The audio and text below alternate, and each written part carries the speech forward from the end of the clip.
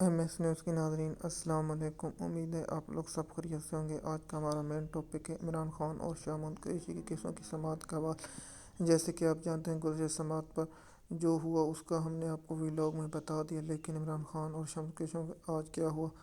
اس کے بارے میں ہم آپ کو آج تفصیل کے ساتھ بتائیں گے، اور سماعت کے دوران کیا ہوا اور جسٹس گل حسن میر وزیر نے برہمی کا اظہار کیوں کیا، اور اس کے ساتھ ہی عمران خان کے کیسوں کی سماعت کا حوالہ بھی آپ کو ہم سامنے بتاتے ہیں۔ جیسے کہ آج سماعت شروع ہوئی تو صفدر نے دلیل کا آغاز کر دیا، اور میں آپ سے ونتی کرتا ہوں جو لوگ عمران خان کو کہتے ہیں کہ عید کے بعد وہ عید بنی گالہ میں منائیں گے، وہ جھوٹ بولتے ہیں۔ عمران خان کو 3 کیسوں میں سزا ہو چکی ہے۔ سیفر کیس میں عمران خان کو سزا ہو چکی ہے، اور اس کے ساتھ عمران خان کو القادر ٹرسٹ کیس میں ابھی تک ضمانت نہیں ملی، اور القادر ٹرسٹ کا ٹرائل بھی چل رہا ہے۔ اس کیس میں عمران خان کو بھی سزا سنائی دی جائے گی، اور اس کے بعد عدت نکاح کیس میں عمران خان کی ہے، اور اسلام آباد ہائی کورٹ میں ابھی تک سیفر کیس کی سماعت چل رہی ہے، اور سیفر کیس میں ابھی تک سلمان صفدر نے دلیل مکمل نہیں کی۔ جب سلمان صفدر دلیل مکمل کریں گے اس کے بعد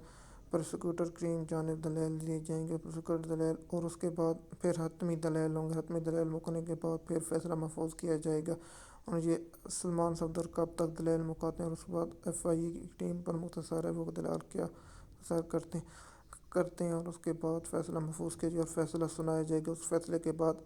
توشہ خانہ ناب کیس کی سماعت ہوگی، اور اس کیس کی سماعت یہی بینچ کرے گا، اور اس کے کیا نتائج آئیں گے اس کے بارے میں اب آپ کو آگاہ کیا ہے۔ لیکن جو کل سماعت منتظر اس کے بارے میں اب آپ کو پہلے ویلاگ میں بتا چکے ہیں کہ اس کا معاملہ پاکستان کی عدلیہ کے 6 ججوں کو خط لکھنے کا معاملہ تھا، لیکن ہم اس کا بھی جائزہ لے رہے ہیں، اور اس کے ساتھ ہم ویڈیو اپلوڈ کریں گے۔ اور جیسے کہ آج سماعت شروع ہوئی تو سلمان صفدر نے دلیل دی، اور بہت اچھے دلیل تھے، لیکن جب اسلام آباد ہائی کورٹ کے جج میاں گل حسن زیب نے کہا اٹارنی جنرل کہاں ہے، تو اس نے کہا کہ وہ کراچی میں چیف جسٹس بہت پرامور کہا کہ ابھی تک وہ نہیں آئے کہ جو میرا آرڈر تھا، لیکن اوپوزیشن نے آرڈر کیا تھا۔ وہ آرڈر یہ تھا کہ جو اسٹیٹ کونسل مقرر کیا گیا تھا عمران خان عبدالرزاق داؤد، اس کے وہ پروسیکیوٹر کی جانب پیش ہوتے یا نہیں تھے، اس لیے وہ اس کا